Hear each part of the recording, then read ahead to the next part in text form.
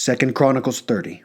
Hezekiah then sent word to all of Israel and Judah, and also wrote letters to Ephraim and Manasseh to come to the temple of Hashem in Jerusalem to perform the Pesach offering to Hashem, God of Israel.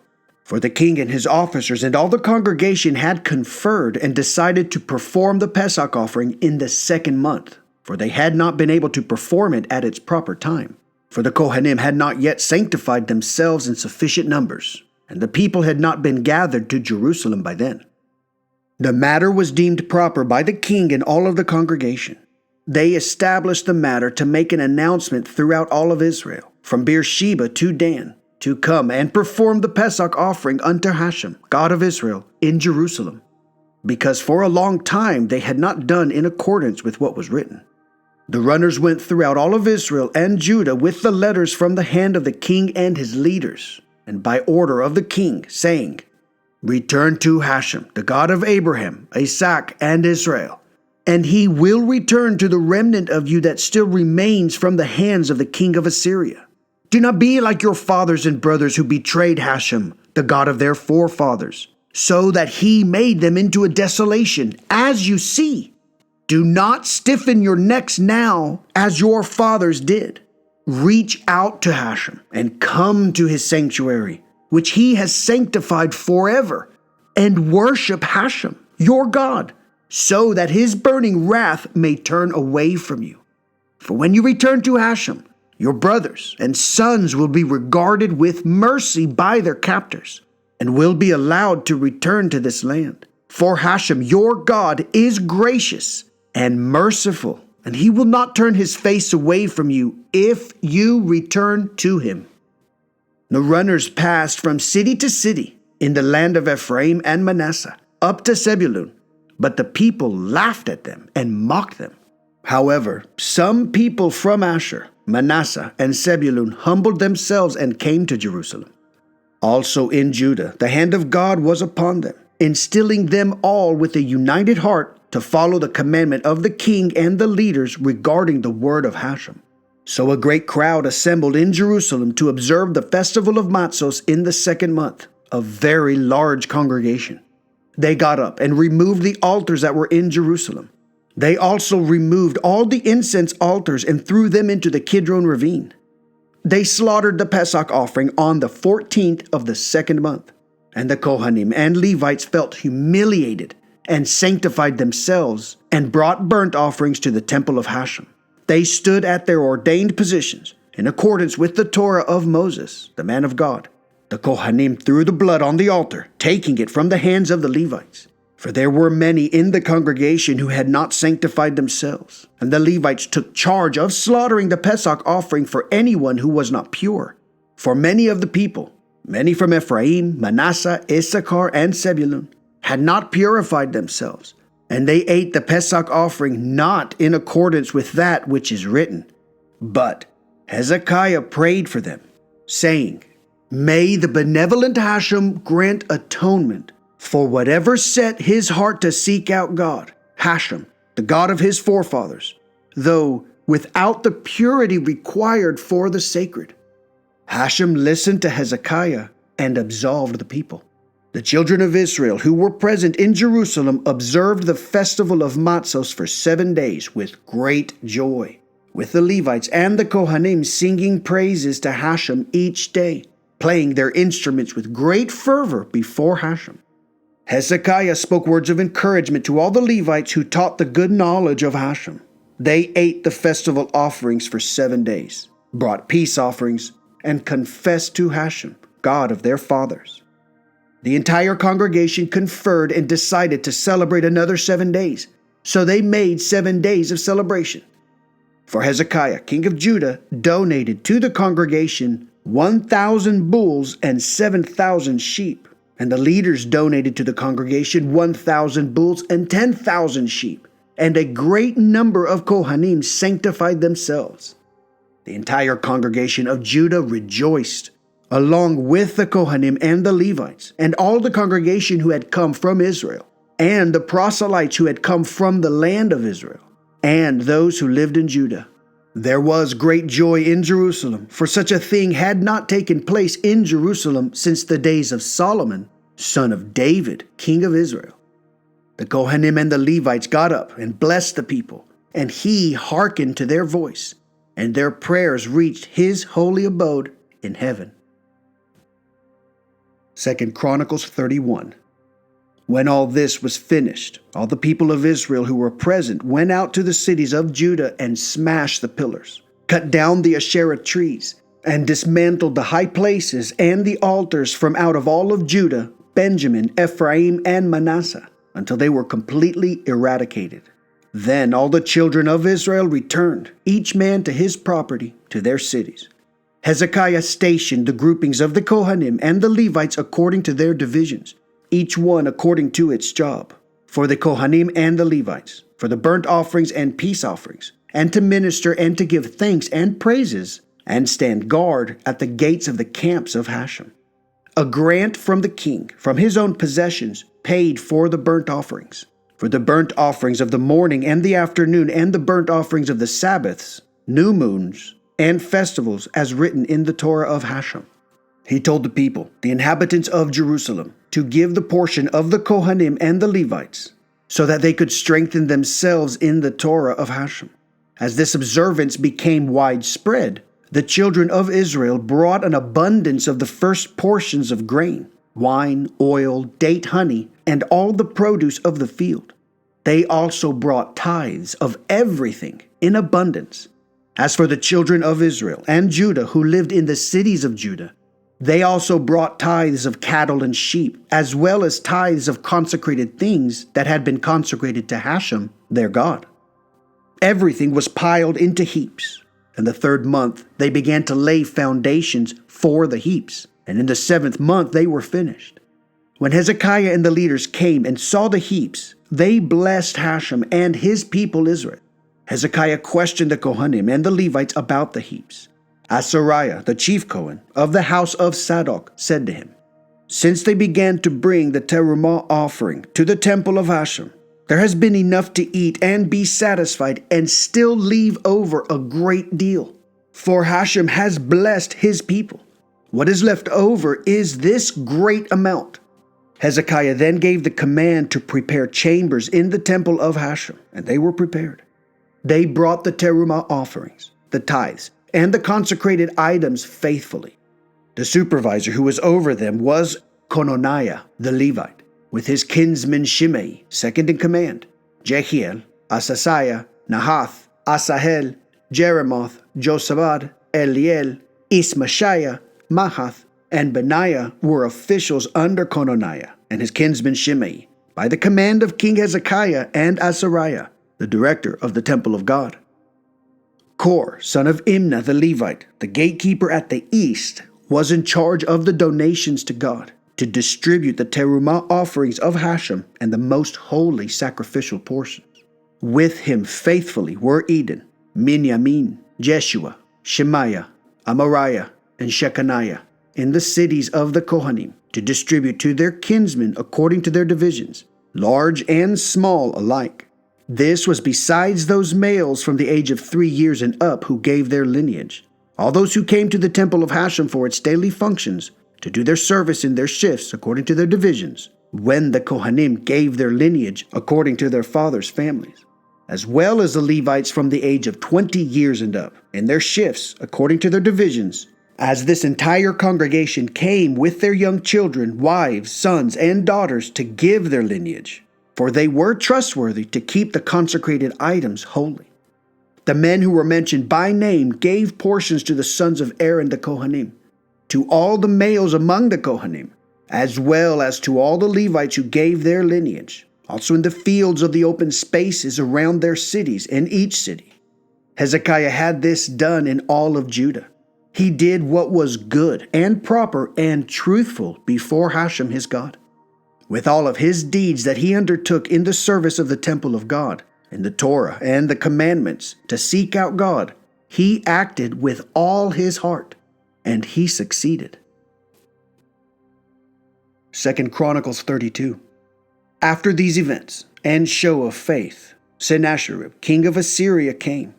He arrived in Judah and encamped against all the fortified cities of Judah, intending to breach them for himself. When Hezekiah saw that Sennacherib had come and was headed for battle against Jerusalem, he conferred with his leaders and warriors and decided to stop up the waters of the springs that were outside the city, and they helped him.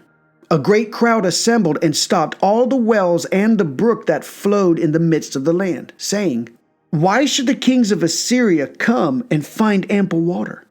He also strengthened himself and rebuilt all the broken sections of the wall, raising it above the towers. He erected another wall outside of it, and he fortified the Millo in the city of David. He also prepared much weaponry and shields. He appointed war officers over the people.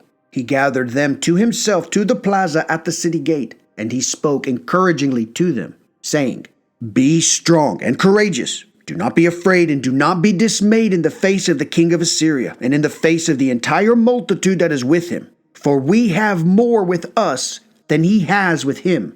With him is human might, but with us is Hashem, our God, to help us and fight our wars." The people were reassured by the words of Hezekiah, king of Judah. After this, Sennacherib, king of Assyria, sent his servants to Jerusalem, while he was besieging Lachish, and his entire force was with him, to Hezekiah, king of Judah, and to all of Judah, saying, "Thus said Sennacherib, king of Assyria, on what do you trust as you sit under siege in Jerusalem? Behold, Hezekiah is enticing you, only to deliver you to death by hunger and thirst, saying, Hashem our God will rescue us from the clutches of the king of Assyria. Is this not the same Hezekiah who removed Hashem's high places and altars, telling Judah and Jerusalem, you must prostrate yourselves before only one altar and burn offerings upon it? Do you not know what I and my fathers did to all the peoples of the lands? Were the gods of the nations of the lands at all able to save their countries from my hands? Of all the gods of those nations whom my fathers annihilated, which was able to rescue his people from my hand, that your God should be able to rescue you from my hand? So now, do not let Hezekiah delude you and entice you this way, and do not believe him, for no God of any nation or kingdom can save his people from my hand, or the hand of my fathers, and neither will your God save you from my hand. And his servants continued to speak against Hashem, God, and against Hezekiah his servant. He also wrote notes blaspheming Hashem, God of Israel, speaking against him, saying, just as the gods of the nations of the lands did not rescue their people from my hand, so will the God of Hezekiah not save his people from my hand. They called out in a loud voice in the language of the Jews to the people of Jerusalem who were on the wall, in order to frighten them and terrify them, so that they would be able to capture the city. They spoke about the God of Jerusalem as about the gods of the peoples of the land, which are the handiwork of man. King Hezekiah and the prophet Isaiah, son of Amos, prayed about this, and they cried out to heaven. Then Hashem sent an angel who destroyed every mighty warrior, captain, and officer in the camp of the king of Assyria. Sennacherib then returned in shame to his land, and he entered the temple of his God. There, some of his own offspring struck him down by the sword. Thus, Hashem saved Hezekiah and the inhabitants of Jerusalem from the hand of Sennacherib, king of Assyria, and from the hand of everyone, and he guided them all around. Many people brought tributes to Hashem to Jerusalem, and luxurious gifts to Hezekiah. From then on, he was exalted in the eyes of all the nations. In those days, Hezekiah became deathly ill. He prayed to Hashem, and he answered him and gave him a sign. But Hezekiah did not reciprocate the benevolence that he was shown, for his heart became haughty. God's rage then came against him and against Judah and Jerusalem. But Hezekiah humbled himself from the haughtiness of his heart, he and the inhabitants of Jerusalem. So the rage of Hashem did not come against them in the days of Hezekiah. Hezekiah had very many riches and honor. He made himself treasure houses for silver, gold, precious stones, spices, shields, and all sorts of precious objects, silos for produce of grain, wine, and oil, and stables for all sorts of various animals, and accommodations for herds. He made himself cities, and he had an abundance of flocks of sheep and cattle, for God had granted him very much wealth. He, Hezekiah, stopped up the upper source of the waters of Gihon, diverting them underground westward to the city of David. Hezekiah was successful in all his endeavors. So too in the matter of the emissaries of the Babylonian officers who were sent to him to inquire of the miracle that had happened in the land. God left him alone to test him, to know all that was in his heart. The rest of the deeds of Hezekiah and his kindness, behold, they are recorded in the visions of the prophet Isaiah son of Amos, and in the book of the kings of Judah and Israel. Hezekiah passed away and was buried in the choicest section of the tombs of the children of David. All of Judah and the inhabitants of Jerusalem paid tribute to him when he died. His son Manasseh reigned in his place. 2 Chronicles 33. Manasseh was 12 years old when he became king, and he reigned for 55 years in Jerusalem. He did what was evil in the eyes of Hashem, like the abominations of the nations that Hashem had driven out before the children of Israel. He rebuilt the high places that his father Hezekiah had broken down. He erected altars to Baal. He made Asherah trees, and he bowed down to the entire host of the heaven and worshipped them. He built altars in the temple of Hashem, about which Hashem had said, "My name shall be in Jerusalem forever." He built altars to the entire host of the heaven in the 2 courtyards of the temple of Hashem. He passed his sons through the fire in the valley of Ben, the son of Hinnom, practiced astrology, read omens, did sorcery, performed necromancy, and conjured up spirits. He was profuse in doing what was evil in the eyes of Hashem, to anger him. He placed the graven image that he had made in the temple of God, concerning which God had said to David and his son Solomon, "In this temple and in Jerusalem, which I have chosen from among all the tribes of Israel, I shall place my name forever.